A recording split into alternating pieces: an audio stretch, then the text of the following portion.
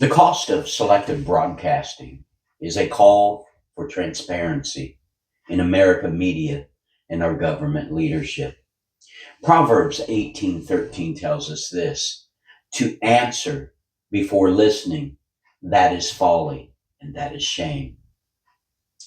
A little over a week ago, President Trump delivered what many described as an historic address concerning election security, a moment that held the potential to reshape our understanding of this political integrity in America.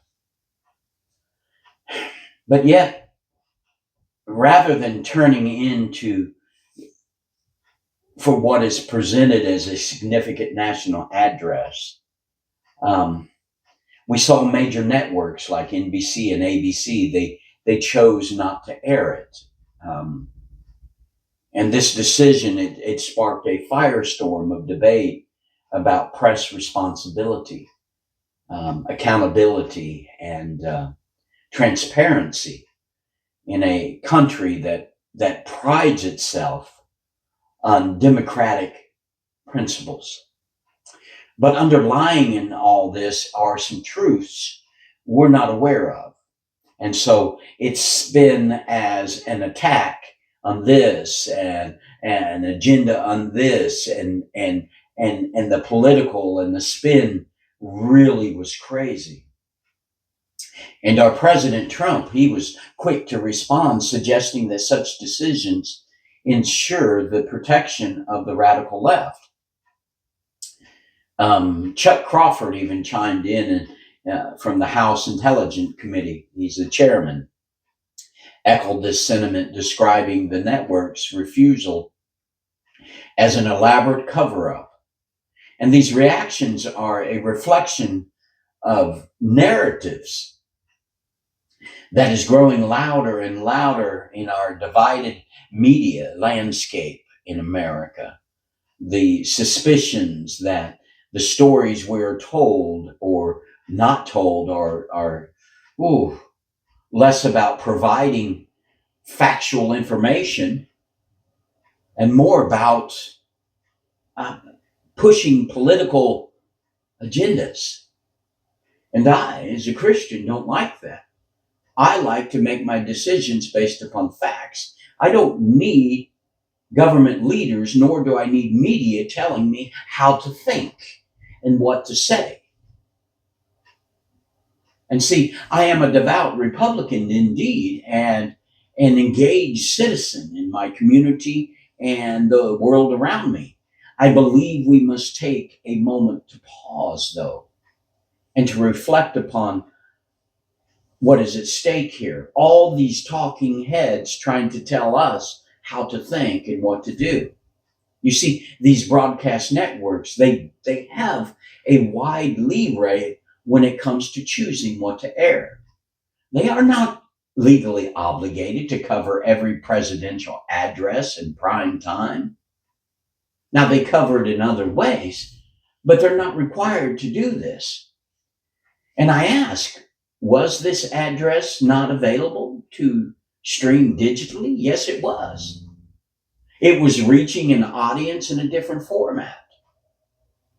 And we got to ask ourselves, we cannot hold the networks hostage to our political expectations of the coverage without examining the complexities behind their decisions.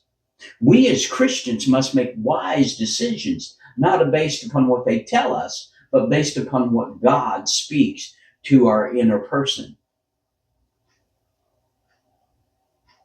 So the question has now arisen: should these broadcasting entities face consequences for their choices regarding public addresses?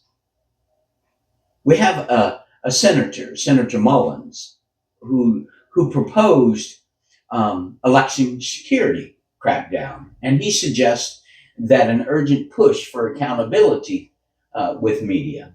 And I agree in part, but this accountability must also come from our leaders, because we are not getting the whole picture.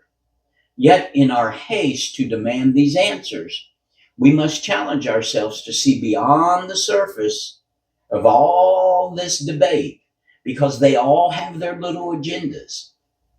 Are we truly advocating for the transparency and truth that serve we the people? Or are we merely participating in a larger game of spin, playing into the narratives that suit our perceived notions? Look, I'm telling you, brothers and sisters, don't get caught up in this game, because it's worth noting that the landscape we navigate, this is not new, because similar refusals occurred during past administrations. And though it's being painted as a personal attack, we've got to open our eyes, because in November of 2014, major networks, including ABC, CBS, NBC, and Fox, opted not to interrupt their regular primetime programming to air President Obama's address regarding executive actions on immigration. You see, also in 2022, Joe Biden's speech addressing threats to democracy, it met the same fate from the same networks. You see, we live in America. We are a free nation. To have government controlling everything, this is not good. These decisions highlight a troubling pattern where politics and media collides, are casting doubt on the objectivity of the information you and I are receiving. We must be like the Bereans of the scriptures and verify everything people are telling us to say, everything people are telling us what we should think. And while, yes, networks exercise their editorial discretion, the ramifications of such decisions affect not only the political landscape, but the very fabric of our national discourse. And we got to ask ourselves as Christians, why are both sides spinning their personal agendas as if they encompass the voice of the American people? Look, we've got to stop this. This troubling trend diminishes the voices of countless citizens who deserve representation, who deserve debate, and who deserve the sharing of diverse opinions. To shut down one opinion over the other is not the American way and never has been. When individuals vote a politician into office, it does not grant carte blanche to them to do whatever they do in our name. This is our country, not just a select few that have been elected into office, not just those who have money. You and I must demand that our media, as well as our leaders, reflect our shared reality rather than merely reflect the interest of the loudest voice in the room.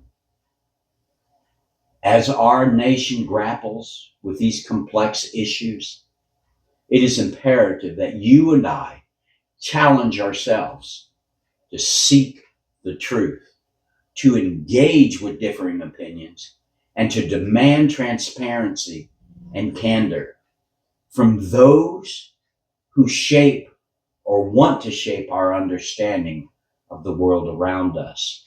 From the president down, no one, not a one of them, have the authority to tell us what to do. We are we the people. It's we the people that tell them what to do. So as you and I navigate these challenging waters, let us remember the wisdom of Proverbs. To answer before listening, that is folly and shame. Let you and I engage thoughtfully. Let's demand accountability from our media and our leaders alike. And then you and I can cultivate a national conversation built on truth rather than division. This is a powerful reality. And you and I, we the people, especially those of the faith, together, we can push for a media and a leadership landscape that values our integrity, that promotes honest conversation, and serves the collective interest of all Americans. It is time for you and I to reclaim our narrative and hold accountable those who wield the power of the airwaves. We, the people, have the power to stop.